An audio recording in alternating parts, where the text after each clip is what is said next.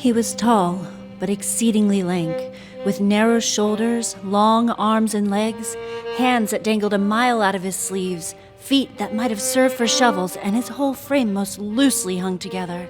To see him striding along the profile of a hill on a windy day, with his clothes bagging and fluttering about him, one might have mistaken him for the genius of famine descending upon the earth, or some scarecrow eloped from a cornfield. That's my Uncle Ichabod. I take after him. The Atlanta Radio Theater Company presents The Horseman of the Hollow by Kelley S. Ceccato.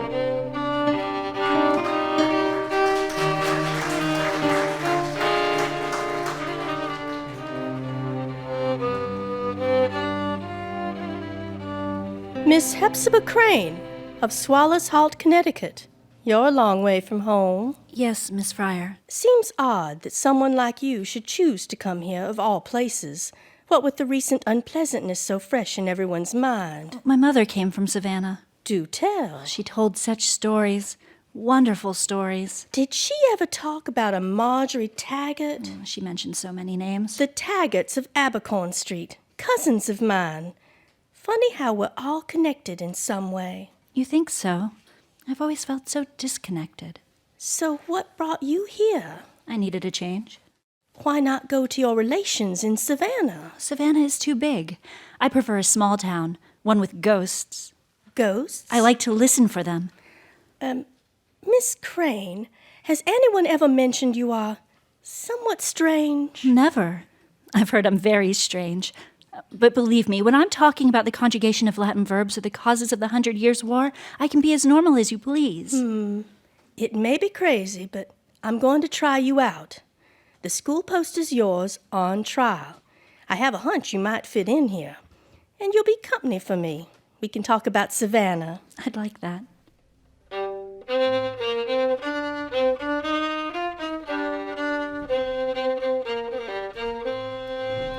Sometimes it truly seems as if I am living my old uncle's life. It is strange that we should each find ourselves in towns with hollow in their names. Small towns are so alike in many ways. There aren't any museums or galleries, theaters or concert halls, or even well-stocked lending libraries. So we must entertain ourselves with singing and playing music and with stories. Oh, such stories. Stories of the familiar and unfamiliar, the plain and the wild. When small townfolk gather together after a hard day's work, you can hear imagination crackle in the air, and the ghosts creep out of the shadows to listen.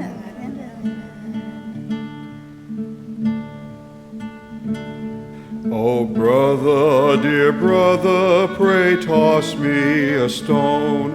Oh, brother, come play at ball. I am too little, I am too young. Oh, brother, pray let me alone. Oh, brother, pray let me alone. Abraham Clay's in fine voice tonight. He's in fine voice every night. No wonder he made Ceccato swoon. Where is she tonight? Oh, bury me, brother, oh, bury me deep. My Bible book placed at my head. And when I am buried, please place me a rose that will bloom out red. A rose that will bloom out red.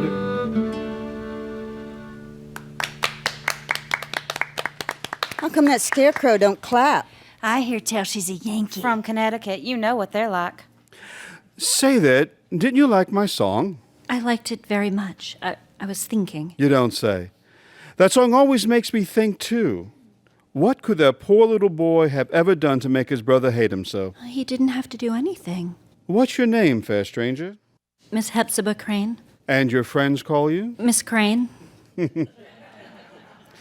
Welcome to Oak Hollow, Miss Crane. My name's Abraham Clay. My friends call me Bram. They'd better. Abraham's not a good name to have around these parts. I like it. The father of Israel. Bram, would you be so kind as to introduce me? This is Miss Elizabeth Twigg. Miss Twigg, Miss Crane. How do you do, Miss Twigg? Oh, how do you do? Everybody calls me Liza. And you, shall I call you Hepsy? Please don't. Well, ain't you the shy northern violet? Don't be nervous, Hepsy dear. You're among friends. My, if that isn't the most striking gown. How perfectly that forest green sets off your red hair. Of course, we don't generally wear dinner gowns to our gatherings, but you'll soon get accustomed to our ways, I'm sure. I can guide you along if you like. Thank you.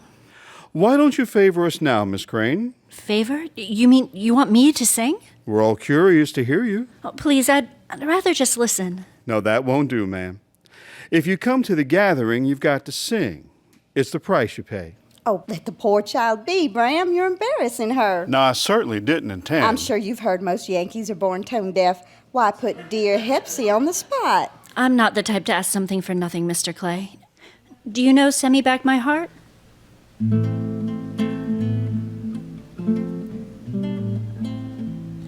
I prithee send me back my heart, since I cannot have thine.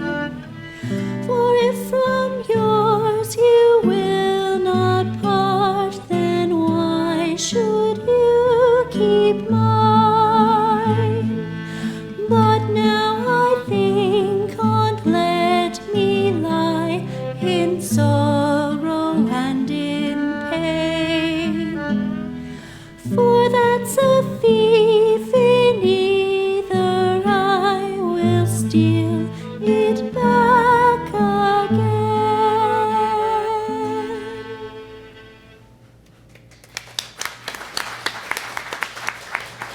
A young lady with as fine a voice as yours shouldn't keep it to yourself. Let us hear you, Miss Crane, and often. Oh!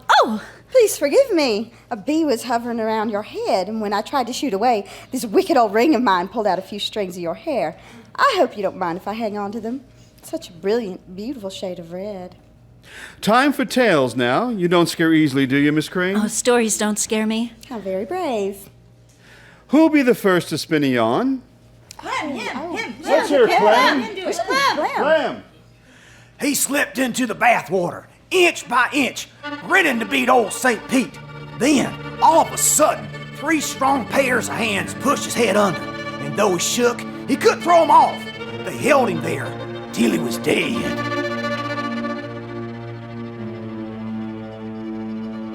And every night, he walks along the edge of that wood, whistling for that dog of his.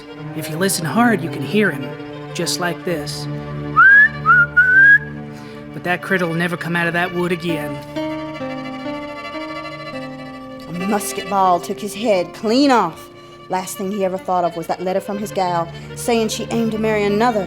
So now you can see Zachary Thorpe galloping down Shipton Lane, his collar high and his hat down low, so you can't see that he's got no head. He's just a-looking.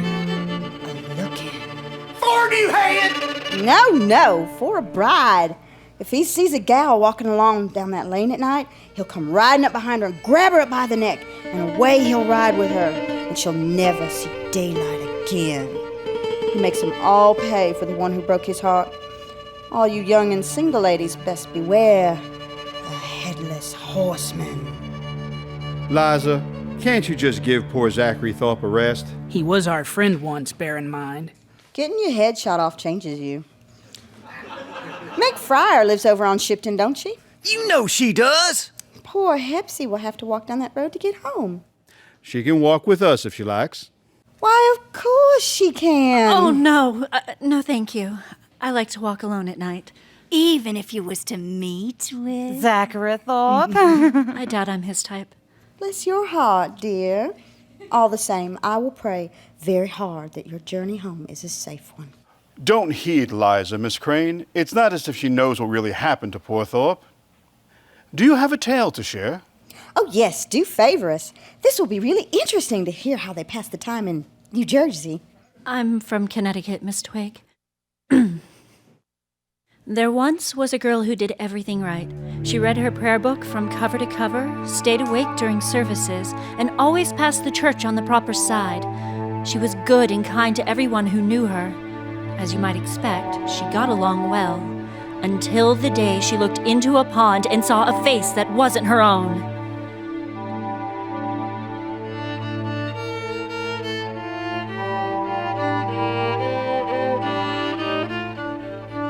You'll never come back now, Jenny Cotter, who faints so prettily at my fella's feet. You're gone for good. And soon Miss Hepzibah Crane will join you. Come a-riding, Zachary Thorpe. Come a-riding down Shipton Lane.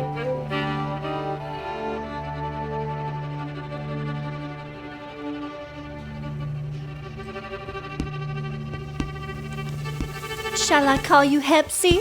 Not if you want to live. Yes, that's what I should have said. Not if you want to live. L'esprit de l'escalier, my dear. But what a gathering. A grand old Southland gathering. Maybe Miss Fryer's right. I will fit in here. Don't panic. It doesn't mean a thing. Some people like to walk alone at night, others like to ride. Is that so strange? Steady on. Not even Ghost wants a scarecrow, thank God. What did Uncle say always holds evil spirits at bay? I am a poor, wayfaring stranger, traveling through this world of woe. There ain't no sickness, no toil nor danger in that bright world to which I go. Who are you and what do you want? Will you? Can you speak to me? Broad-brimmed hat, high-collared coat, not one sign of a face. Oh, he's opening his coat. Oh, God, he's reaching for his head.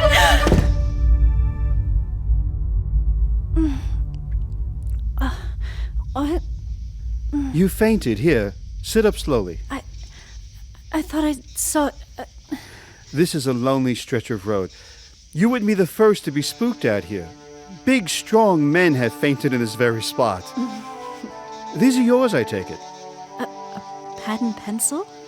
Oh, yes, they're mine. I carry them everywhere, thank you. Yes, thank you. You best let me walk you home. I'm quite all right now, really. Please, I would prefer to walk the rest of the way alone. Suit yourself. But if the boogeyman comes back, give me a holler. I'll be at your side in a snap. Good evening, Miss Crane. Good evening, Mr. Clay.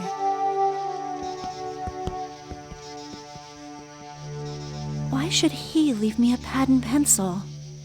How could he have known that I love to draw? I should draw him. Give him back the face he lost. I think he'd like that.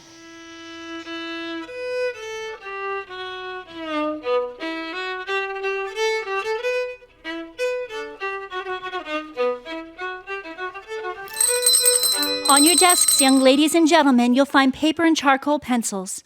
Take the pencil in your hand. Now close your eyes and close them tight. What do you see? Now open them. Draw what you saw in the darkness. Use what you have. Use what you have. Imagination.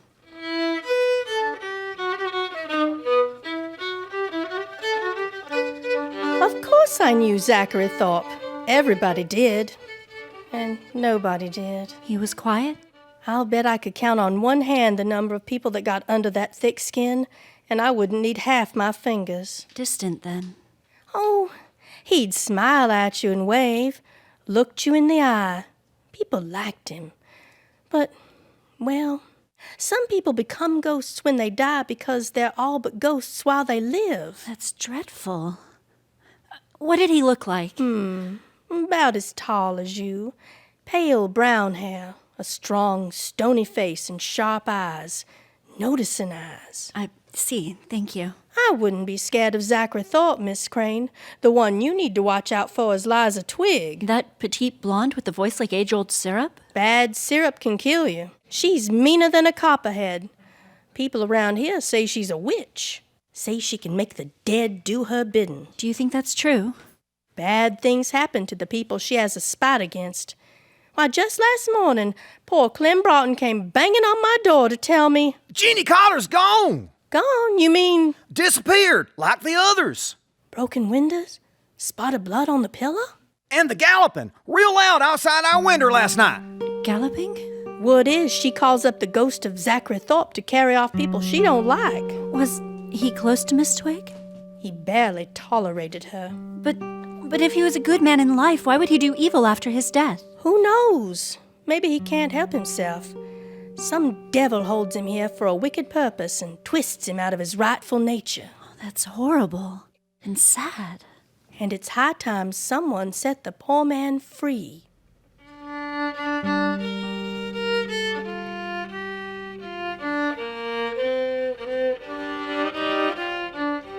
Thorpe, nice feller. Always ready to help out. Quiet, though. Hard to know. He sure knew how to look at a girl. You could never tell what he was thinking. Maybe that was his secret. You could always imagine he thought what you wanted him to think. Terrible shame. Dreadful. I cried for days. Days. We were always together, talked all night, or rather I talk, he'd listen. He was inscrutable, I'll give you that. But he was decent. We can't believe what Liza says about him. What she says? All those stories about him riding people down and carrying them off. He wouldn't do that, not even as a ghost. She never knew him. Damn her. Mr. Clay. Forgive me, Miss Crane. It's good you're asking questions about him, getting a better idea of him.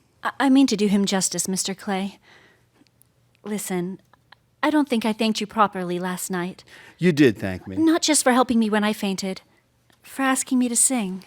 It didn't embarrass you? No, it was just what I needed. You'll be there this evening, I trust? Certainly. Wonderful. I hope you'll favor us again.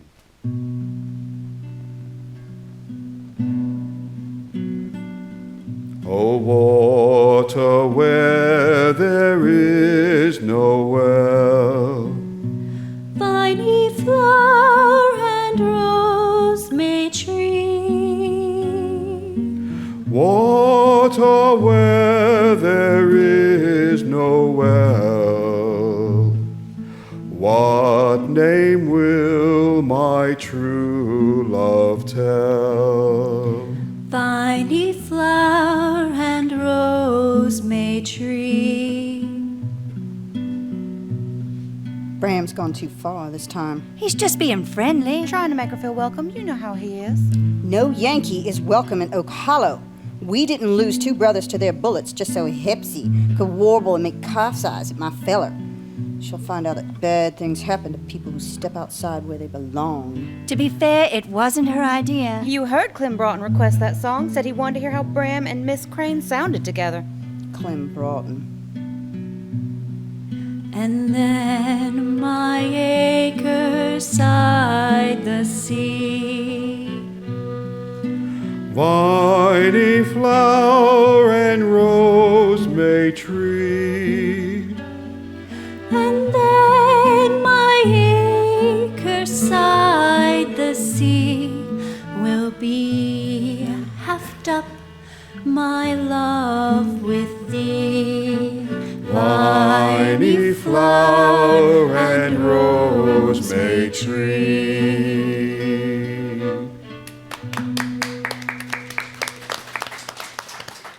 How very lovely. Why, thank you, Liza. You have such an angel's voice, Hepzibah, dear. An angel's voice. Thank you, Miss Twig. Please No, excuse me. I have to... Don't just go yet. Let me look at you. Such an angel's voice. Bless your heart, dear.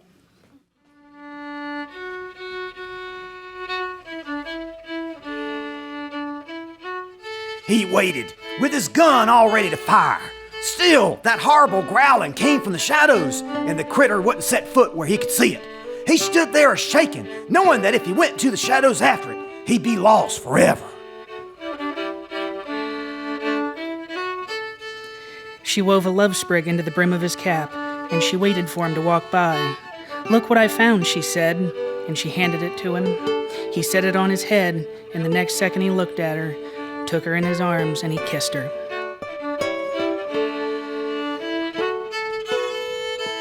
The voice wailed outside the window, woven with the wind. She could hear its sorrow. Should she obey her father's orders to keep that door closed no matter what she heard? Or should she open the door in her heart along with it? The evil eye struck her, and from that moment, nothing went right for her. Everything she tried to do went bad. Evil eyes hit you, Yankee. You'll soon figure out how badly you've misstepped. You're going away, Clem Broughton. never to be seen again. Come a riding, Zachary Thorpe. Come a riding.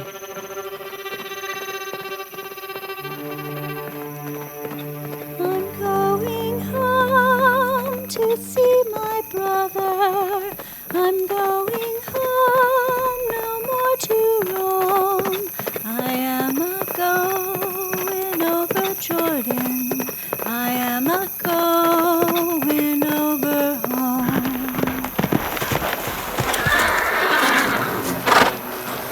Is that you, Mr. Thorpe, sir? I've started your drawing. I thought you might like to see what I've done so far. It's your jawline. I did the mouth first. I expected you'd begin with the eyes. No, sir. I had to hear your voice. Voices are crucial. You think so, Miss Crane, is it? That's right, Miss Hepzibah Crane. I know it's a dreadful name, a foul thing but my own. Miss Hepzibah Crane. Why do you believe in ghosts? You're here, aren't you? And you are not afraid of me? No, Why not? because I think we're alike. How so? Meg Fryer said that some people become ghosts when they die because that's what they always were when they were alive. Are you a ghost, Miss Hepzibah Crane? I feel like one sometimes. May I ask you a question? I could do better with your portrait if I knew more about you. Ask whatever you like. Why did you ride off to war?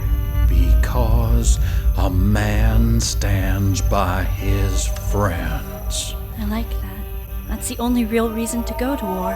What would someone who has never been near a battlefield know about that?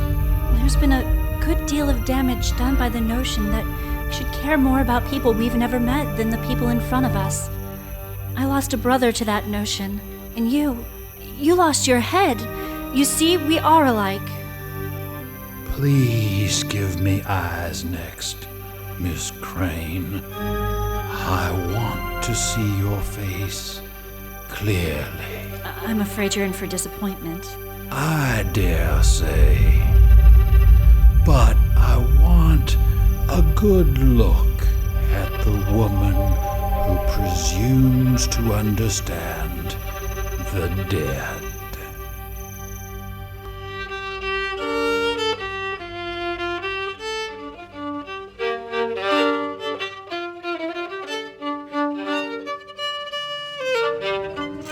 I don't believe Zachary Thorpe carries people off to some dark fate, yet I can sense a darkness gathering around me. I feel it when I drink my coffee with Meg Fryer in the morning and we share stories. I feel it when I walk to work, even with the bright sun on my face. Worse, sometimes I feel it when I look at my pupils.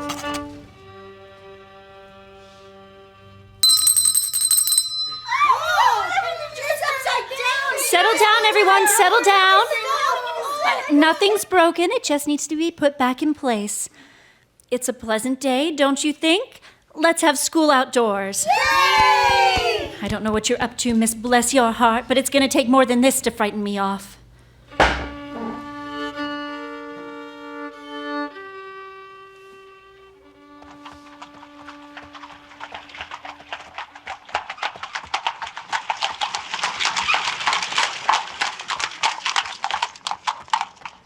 Miss Crane, nice to see you in the daylight for a change. I needed a walk. Why the stormy face? Someone ransacked my classroom, turned all my desks over. At first I thought it had to be your sweetheart, but... Liza Twigg? My sweetheart in her mind only. She never bothered to ask my opinion. My desks are heavy, Mr. Clay. Someone must have helped her. Miss Twigg doesn't have many friends, not even her sisters like her. Or who would help her? I've no idea who or how. You look well. You look ill, I'm afraid. No, this is my usual look. Did you just make a joke? I'm not myself. I've been in a fog all day and my head aches. Then why not let me give you a ride? Where are you headed? Just down to Mickelson's Creek. Oh, what a happenstance, going that way myself. I thank you.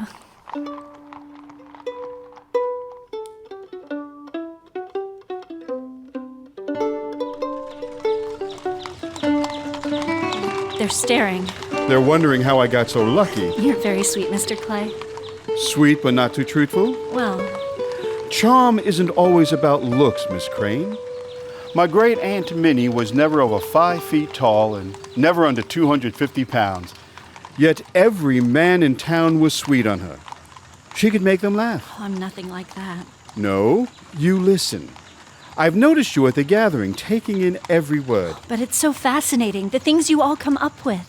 You appreciate our nonsense, then? It isn't nonsense, and I do appreciate it. You see, there's a great deal of charm in that. Thank you, Mr. Clay. You're so cheerful. It must have touched you, I know, the war, the fighting, seeing friends die. I did lose some dear ones. Held poor Adam Murchison in my arms while he breathed his last. It was 2 years before I could crack a smile again. I wonder you can stand to look at me. You didn't shoot him. But my brother could have. He's dead too. Yes, And you loved him. of course. More than anyone. Then we're not so different. The best way to keep a part of him alive is to hang on with all your might to the best there is in life. Singing songs and spinning yarns at the gathering, sitting in the sunshine on the banks of Mickelson Creek, giving a charming girl a ride in your buggy.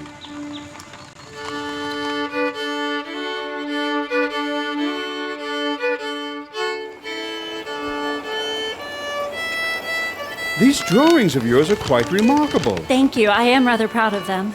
Can't help noticing a certain preference for macabre subjects. That's why I use a black pencil. Color wouldn't suit them. What on earth was in your mind when you drew this? That's Molly Hunt. She's been accused of witchcraft. She's trapped in a cage and they're lowering the cage into the river. If she drowns, everyone will know she was innocent and they'll fall to their knees and pray for her soul. Well, sounds like as there's souls that need praying for.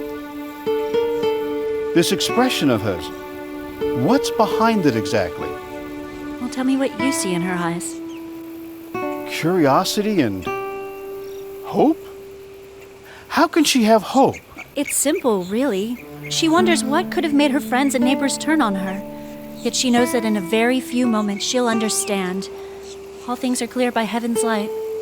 My father liked to say that. Was he a minister? A doctor. He saw his share of death and dying. He said he had to believe that one day he'd understand it. So there is hope even in death. Do you know many stories like that? An abundance. But I'm always listening for more. Just keep telling them at the gathering and we'll all wonder how we ever got along without you. What's this? Half a face. Give that back, please. Oh, I'm sorry, I didn't mean... It's not ready to be seen. Thank you very much for your hospitality, Mr. Clay. Now, if you'll pardon me, I have work to do. Bram! Gareth? Clem's gone. Mr. Foyle? Keep away from me. Oh, what have I done? The black shadow's on you. It's dangerous to touch you. Best beware, Bram Clay. Gareth, you're not making sense. What happened to Clem? He's disappeared. His house is turned inside out, windows broken, blood on his pillow. Just like Jenny Cotter and Alice Munson and Jeremy Wright. He's been taken. Now, Gareth... Thorpe took him. You don't know what you're saying. He's gone. He's off drinking someplace, that's all. Zachary Thorpe was the best friend I had. A good man. These wild tales are just pure wickedness. Oh, then why ain't they ever come back? Just tell me why.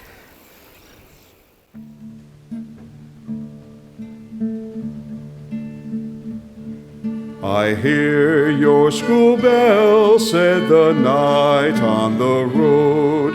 It's a ringing you to hell, said the boy as he stood. And he stood, and he stood, and 'twas well that he stood. It's a ringing you to hell, said the boy as he stood. Gareth Foyle's not here, I see. All broken up about Clem. You're next, Miss Crane. Do you know, I will never marry? Yes. I heard a fair maiden give a pitiful cry, and it sounded so... it sounded... My dear? My voice. I heard a fair... My dear? Something's wrong with my voice. Just a touch of laryngitis, that's all. You've probably strained your throat with all that lovely singing. I have to go. Of course. Nice cup of hot tea and a good night's rest. You'll feel much better. Bless your heart, dear. Stop looking at me. Here, let me see you home. No, thank you. What's the matter with her? Too much of the moon, most likely. Now, sisters, the poor girl's overtired, being in a strange place and all. We should be forgiving. Liza, will you kindly shut up? Bram Clay, have you lost your mind? You know I had if I ever gave you a sidelong glance. Sounds like he's made his feelings plain. You can't say we haven't told you. Don't be stupid. This is all that Yankee's fault. By the time she gets home, she won't know her own name.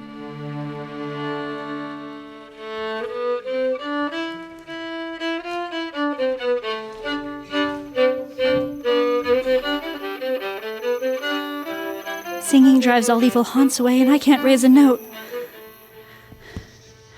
The Lord is my shepherd, I shall not want. He maketh me to lie down in green pastures. He leadeth me beside the still waters. He restoreth my soul. He leadeth me in the paths of righteousness for his name's sake. Oh God! Yea, though I walk through the valley of the shadow of death, I will fear no evil, for thou art with me. Thy rod and thy staff, they comfort me.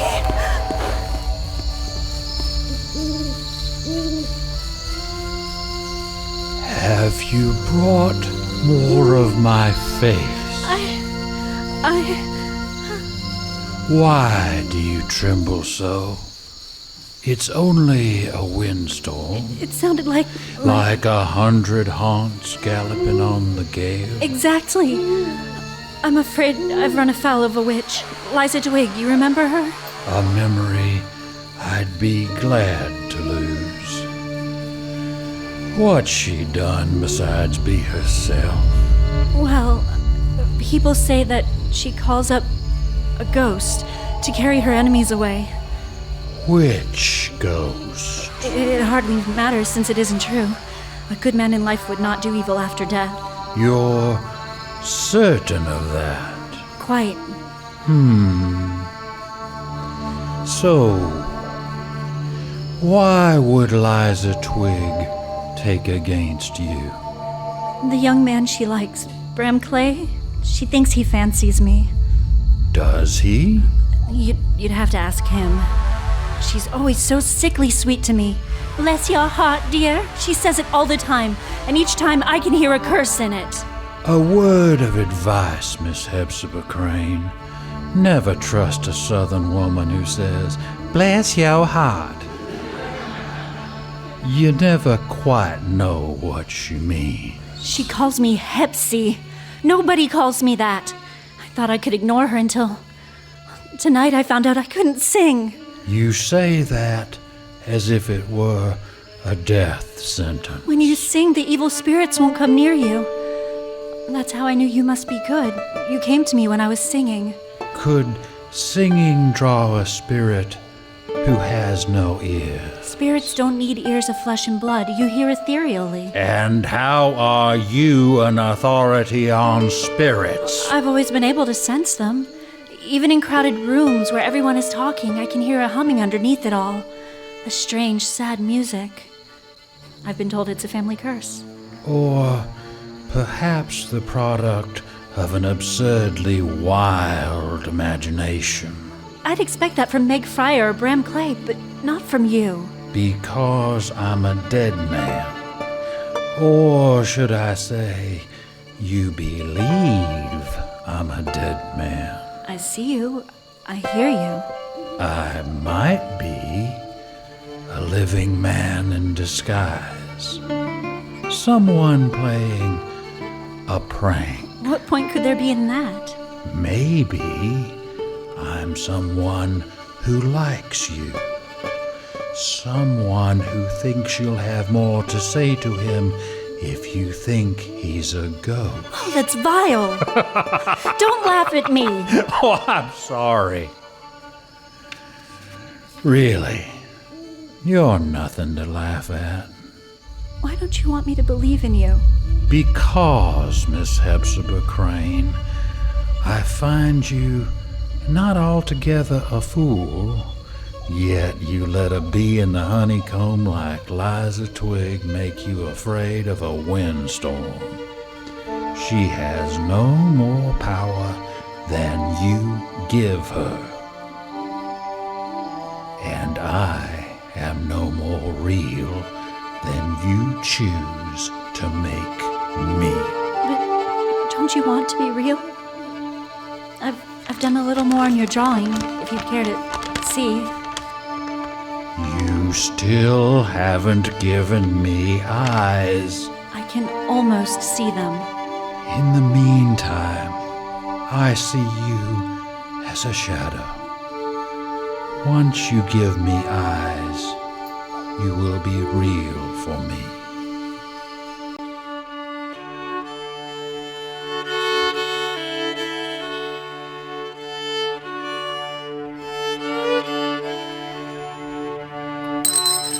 Young ladies and gentlemen, today we'll talk about... Oh! Calm yourself, old girl. It's nothing, just a youngster's prank. Open your desks, young ladies and gentlemen, and take out your readers. They're everywhere. Close the door, don't let any of them get out. Catch them, hold them. Has everyone got one? Mine got away. Here, you can have mine. Obviously, God and fate intended us to talk about nature today. So, let's take a nice long walk out to the Twig farm. On the way, we'll talk about the plants and trees we spot, and once we reach the farm, we'll set our froggy friends free. Follow me, everyone.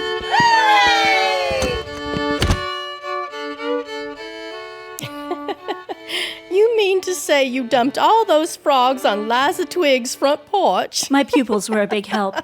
I thought it might give her pause to think I could be just as much of a witch as she is. Never heard the like. Oh, I can hear her now. Why, Hepsy, dear, thank you so much for all those darling little froggies. Bless your heart. That's good. You think so? You should do that at the gathering. Oh, I don't think I could. Oh, you'd do a good turn for a friend who needed it, wouldn't you? If I could.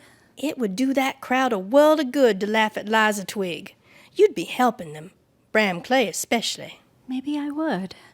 If she frightens away every girl he talks to, he'll never find a bride worthy of him. Are you sweet on Bram Clay, Miss Crane? He's a good man. Handsome, too. It's easy to see why Liza would want him so. But maybe you prefer somebody else? I don't prefer anyone. I'm one of nature's spinsters. I don't think I'll go to the gathering tonight, Meg. I've too much work to do. It's Friday. What kind of work? I've been drawing a portrait. Zachary Thorpe. Why? So he'll have a face again. Drawings can't bring back the dead, you know. I know. Seems to me Bram Clay would be a better subject. I'll get around to drawing him in time. In the meantime, I have to finish Thorpe. I have to make him real.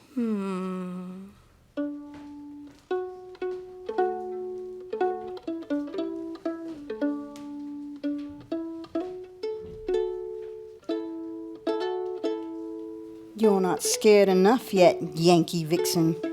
Maybe if someone a little closer to you were to go away forever. Say, Miss Meg Fryer. Yes, that's it. Plain old Miss Fryer. You're going away. Come a riding, Zachary Thorpe. Come a riding.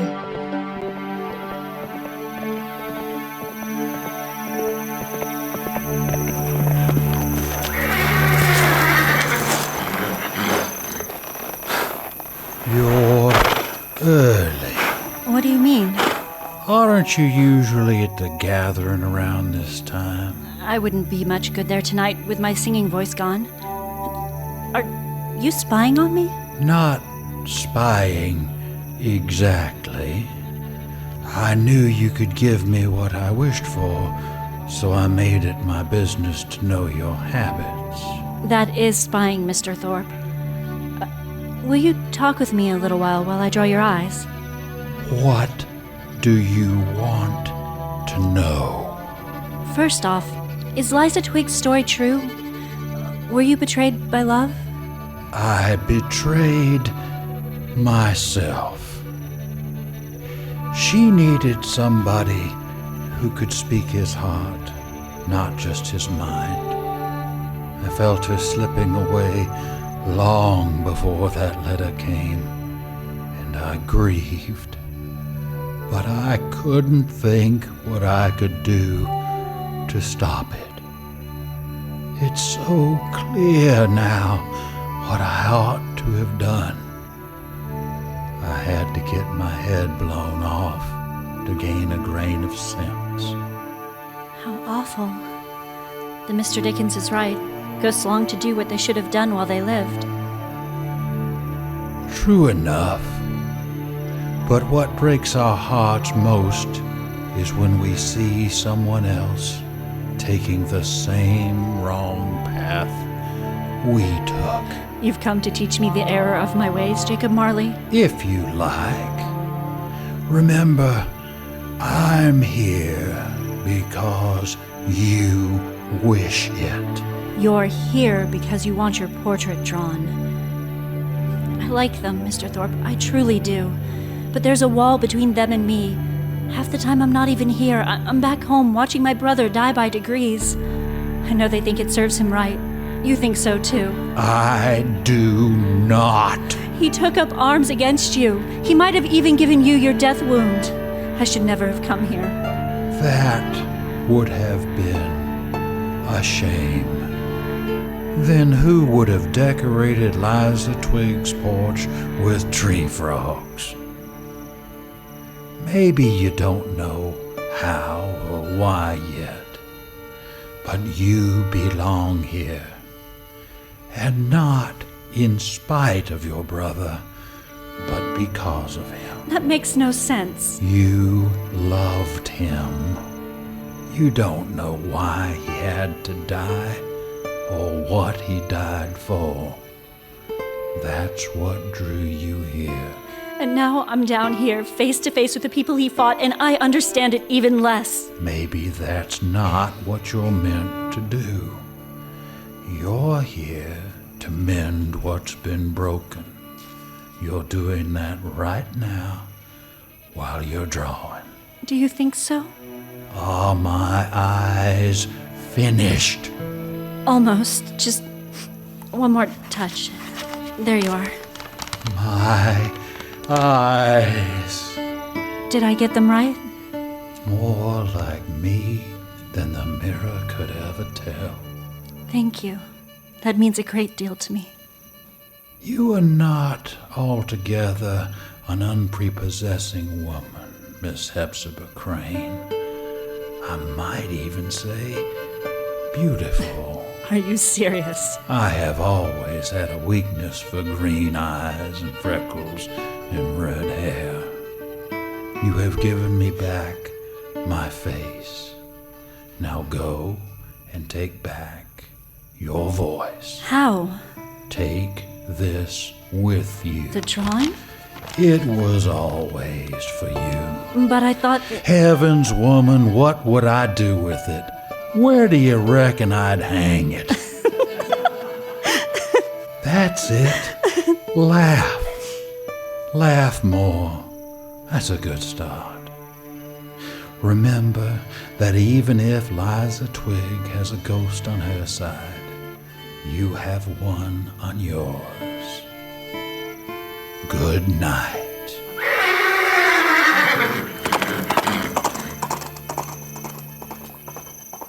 He has what he wanted. Where will he go now?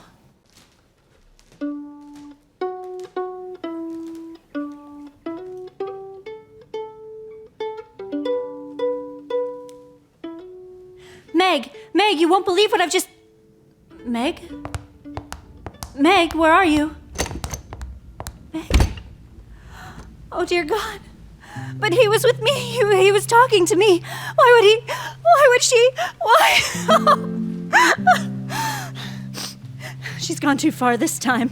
She has to be stopped. I have to stop her.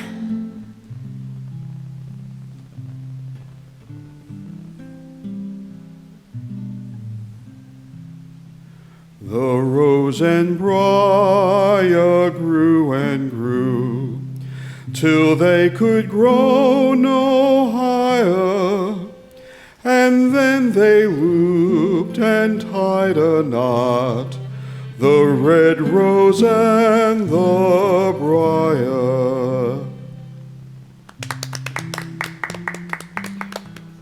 Miss Crane, I was worried you weren't coming. I was delayed. My dear, how nice to see you looking so much better this evening. I'm quite a new woman, Miss Twig. Bless your heart. Hepsy, dear, do you feel up to singing? Not just yet. I'd rather tell a story first, if that's acceptable to everyone. Don't see a problem with that. Let's hear it. Once, long ago, in a sleepy town where light and shadows danced, there dwelled a woman with hair like the sun and eyes like the sea. A woman the world would call beautiful. Yet her heart was as hard and as cold as iron and as small as a grain of sand. Her smile was like a snowdrift, her laugh like the hiss of a snake. And so, for all her dimpled beauty, no man loved her. Her tiny heart was set on the handsomest beau in town, but all he wanted was for her to leave him alone. Don't that sound a little familiar to you? I can't quite place it. She decided at last that if she was ever to win him over, she must use deception. When people she disliked met with misfortune, she claimed she was responsible. Word spread, and soon she had a reputation as a woman not to be crossed. Excuse me, dear child. This is a rather bewildering story. What are you talking about exactly? Well, isn't it obvious? Why, bless your heart, dear, I was talking about you.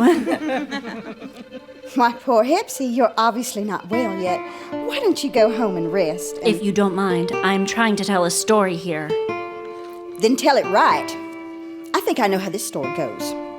The poor woman had one thing on earth that she loved above all others, but he was weak and easily misled by a wicked harpy from the land of the enemy. He was wise, and he knew the wickedest harpy of all was the one standing at his elbow, scheming to drive every other girl away. Shameless trollops, they got what was coming to them. They let that small-hearted woman drive them from town, and she spread the story that they'd been spirited away. Broken glass, spots of blood on their pillows, the mark of a witch's displeasure.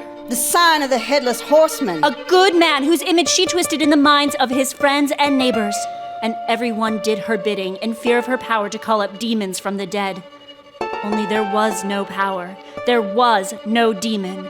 There was only a weak, spiteful woman with the knack for making people believe what she told them. The good woman looked into the face of the stranger from the land of the enemy. The stranger looked the woman in the eye and saw the deep darkness of her soul. And she cursed her to never know another night's rest. And she laughed at such a feeble attempt to frighten her. And she said, "Remember your friend." What? The Headless Horseman came from Meg Friar. We heard the gallop loud as thunder. I don't know what you've done with Meg, Miss Elizabeth Twig, but Zachary Thorpe had nothing to do with it. You all knew him. Is this what you knew, a kidnapper? And she said, "Let the liar's tongue freeze and fall out." But it was her own tongue that shriveled in her mouth because she was the liar, and in their hearts, everyone knew it. I'm the liar. I'm the liar. We'll see what everyone says when the horseman carries you off. You're going away, Miss Hepzibah Crane. You're going away forever. She's calling Thorpe. Would he really snatch that Yankee away in front of us all? Come right in, Zachary Thorpe. She has no more power than we choose to give her. And Thorpe is as real as we choose to make him. Come right in, Zachary Thorpe. That isn't Zachary Thorpe! Come right in. This is Zachary Thorpe! My God! That is Thorpe. How could she draw Zachary Thorpe? She's never even met him. I have met him. I've talked with him these last 3 nights. I am the one who can speak to the dead. She's lying. She has to be. That's sure enough Zachary Thorpe in that drawing. It is. He let me in on your secret. The only power you have. It comes from fear, and I'm just not scared of you anymore. Neither am I. Bram? I'm only ashamed that I put up with you. Go home, Liza Twig. You're not welcome here. You don't know what you're saying. How can you take her side? She's one of them. Go to hell, Liza. Wait, one last thing.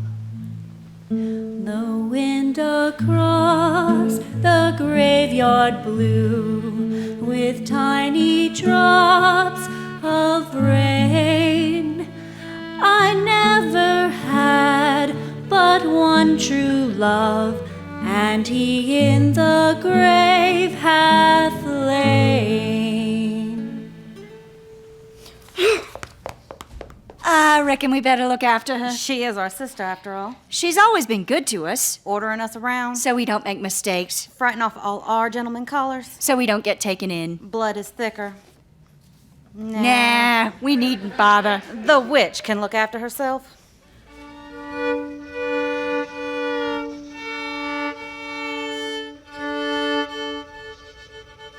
They won't get away with this. I'll make them all sorry. All of them. They won't know another peaceful night. Like hell she's seen Zachary Thorpe. That gal's crazy. They're all crazy up north. You really want insanity in your bloodline, Bram Clay? Who's there? Who are you? What?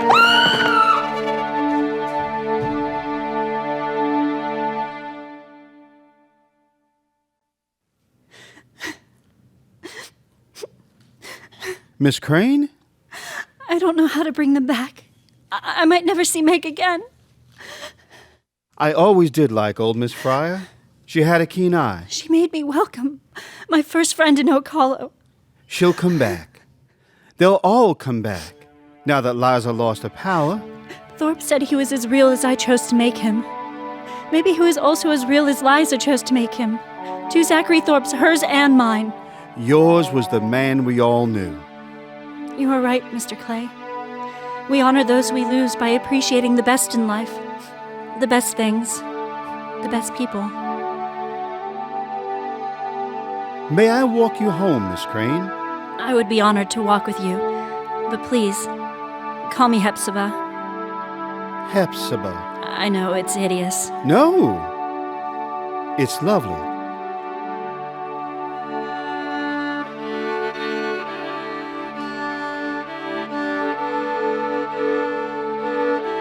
None of us ever saw Liza Twig again. We all decided she moved on to some town where no one knew her, where her lies could once again prove potent. The headless horseman rode no more. Perhaps he could sleep peacefully now that I'd given him a face. Or maybe I dreamed him, conjuring him out of my need. Whatever the case, I never saw him again. And now, whenever I talk about him, Bram smiles so strangely. My uncle could never make a home in his hollow. But here in mine, I fit in.